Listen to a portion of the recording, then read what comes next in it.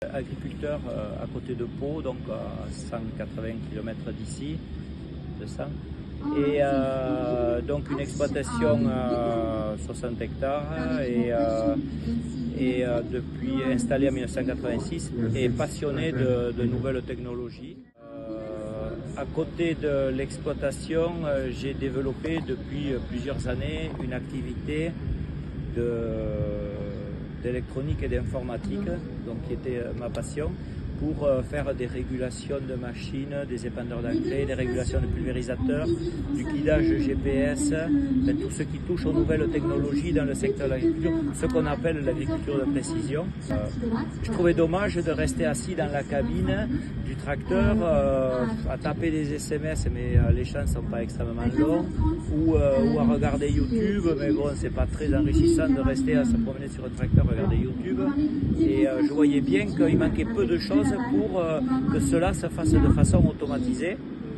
Et le déclic a été quand mon épouse est rentrée avec un robot tondeuse et une toute petite machine de 50 cm qui, toute seule, posée dans la pelouse, s'occupait de rien, tournait la pelouse. Je me suis dit, punaise, voilà, l'agricole, la culture, c'est vers là qu'il faut tendre. Enfin, c'est vers là qu'il faut tendre. Vous pensez que au niveau du gain en productivité et l'efficacité dans une entreprise, vous êtes gagnant là-dessus? Alors, à ce jour, non. Autant être franc, à ce jour, on a 9 hectares de l'exploitation qui sont travaillés uniquement avec le robot et le reste est travaillé en conventionnel avec le tracteur. Et bien souvent, je rentre du chantier avec le robot. Mon père, qui est âgé maintenant, me dit punaise, il va pleuvoir samedi. Tu crois pas que tu aurais mieux fait de finir avec le tracteur? Donc tout ça pour dire que on n'a pas un débit de chantier à ce jour identique ou meilleur qu'un tracteur. Mais il faut dire qu'il n'est pas finalisé. Il est à ce jour adolescent.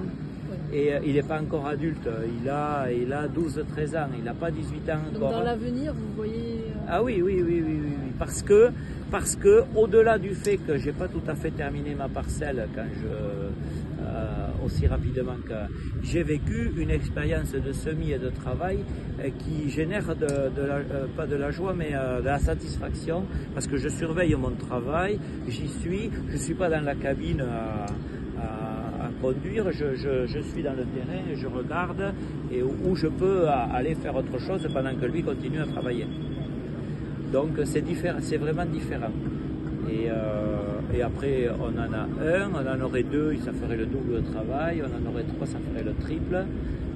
Je pense qu'il faut aborder les choses différemment. Pour rester sur les coûts, est-ce que vous pensez qu'au niveau des coûts de production, on sera plus efficace sur un tracteur comme ça? Je pense que sur les coûts de production, déjà, quand ça se produira en nombre, il y aura un coût qui aura chuté. Ensuite, je pense que tout sera en rapport parce que ce sera comme ça.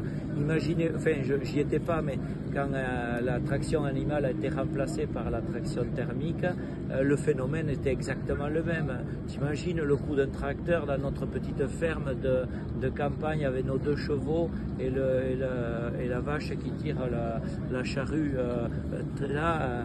Tu crois qu'on peut se payer un tracteur là? Et aujourd'hui, il y a 2-3 tracteurs. Et oui, je pense que ce sera ça strictement pareil. Strictement pareil. L'arrivée du téléphone portable, est-ce que tu crois que je peux m'acheter un téléphone? Non, ça va pour les commerciaux. Nous sommes en 1990 et c'est pas si loin que ça. Et voilà. Et aujourd'hui, je peux venir vous interroger. Est-ce que vous me laissez vous filmer? Tac, le smartphone là. Sur l'emploi, est-ce que vous pensez qu'il y aura un impact? Sur l'emploi, moi je pense un impact positif, je vais être pertinent. Et je pense créer, enfin, il faut rester modeste, je pense que ça va générer du monde dans le secteur de l'agriculture.